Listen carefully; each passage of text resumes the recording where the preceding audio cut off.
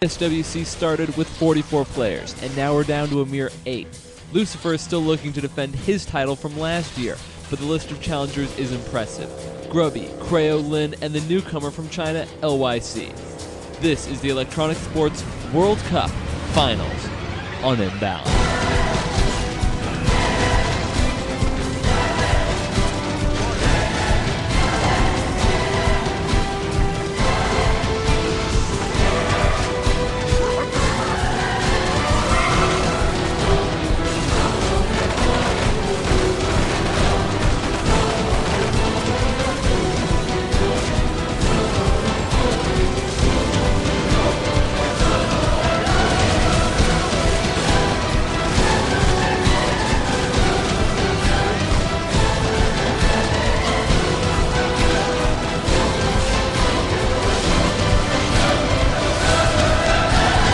The final 8 players will play in a standard single elimination bracket. Each match will be best of 3.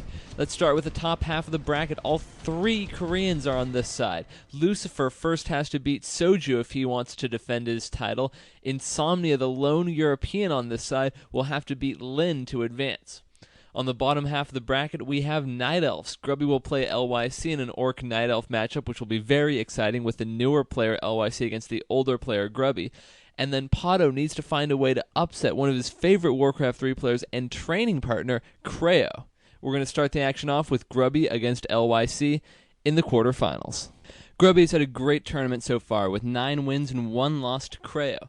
LYC was a perfect 5-0 in the second group phase, but in the first group phase he barely made it through. He had 2 wins, 2 draws, and a loss. LYC starts off as fast as Kobayashi eating hot dogs. How much more do you want after slowing down Grubby that much? Both players back off and creep. On the last creep camp of the map, Grubby nearly gets creepjacked, but he forces a town portal.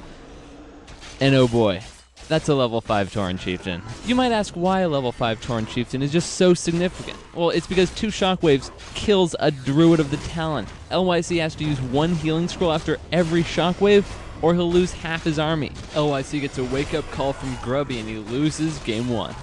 Game 2 on Twisted Meadows doesn't start off nearly as well for LYC. Grubby hides his bestiaries and neither is cancelled. LYC goes after Grubby's expansion while Grubby's more than happy to take shots at his main base. Grubby shows LYC that he can rape your main and still make it back in time to save the expansion.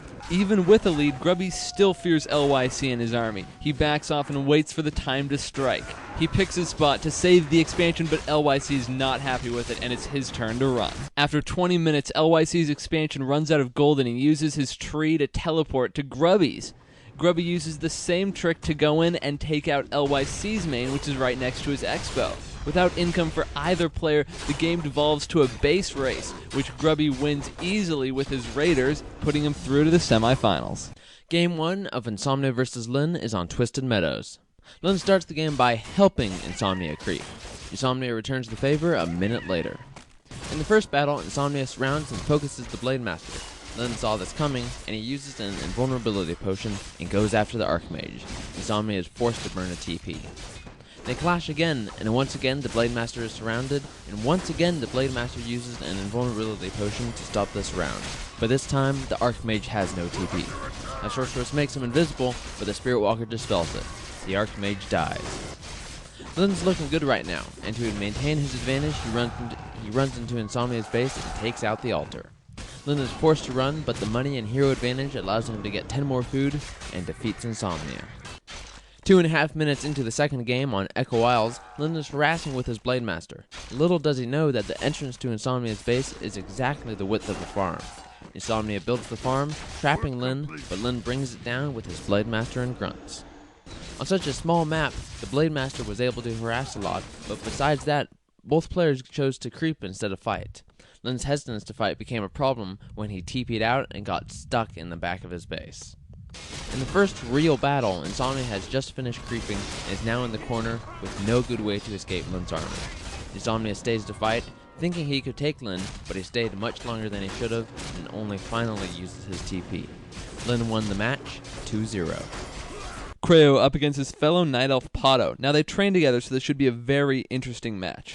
Creo starts off as the aggressor, while the Padawan Pato loses his tower. Pato mixes it up and goes mass fairy dragons, but forgets the shop. At the same time, Creo wants to move on to the semifinals quickly and pushes into Pato's base, but Pato's tower finishes in time and forces him back. Pato isn't going to surprise anyone with 4 fairy dragons, and Creo easily wins. Pato starts off game 2 using a town portal to save his demon hunter and pulls out the Naga kill. Pato substitutes Ancients of War for bears and throws down an expansion, but Pato's reality check comes quickly as AOWs are not really as good as bears. Creo completed the sweep, but we talked to Pato after the game.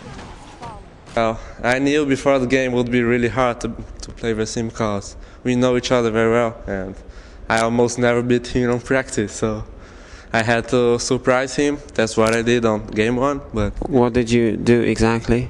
Well, I did an uncommon strategy, mass fair dragons rush, tried to rush him, but I forgot my chop, so it was very crucial and didn't work very well. And the second map? Second map was the same strategy, DH archers, but I got out microed and I tried to expand at tier 2 and Mazen Center Force, but he got to bears very fast, so I couldn't expand very good and he killed my DH. Civilian, who did well in the quarterfinals and who didn't do so well in the quarterfinals? Well, Creo won his game against Pato, but Pato is probably the worst guy in the quarterfinals, so that isn't necessarily saying much. And if we look at Creo's history in this tournament, there was nobody difficult in the first group phase, and there was only Grubby in the second group phase. Creo beat Grubby, and now Creo's playing against Grubby again in the semifinals. So Creo hasn't proved very much, but he could prove something if he wins in the finals. Now we have Grubby. He played against the Chinese player LYC. It was a really tough matchup for Grubby, both from a race standpoint and because LYC was playing really well, so it was great for Grubby to pull out the win.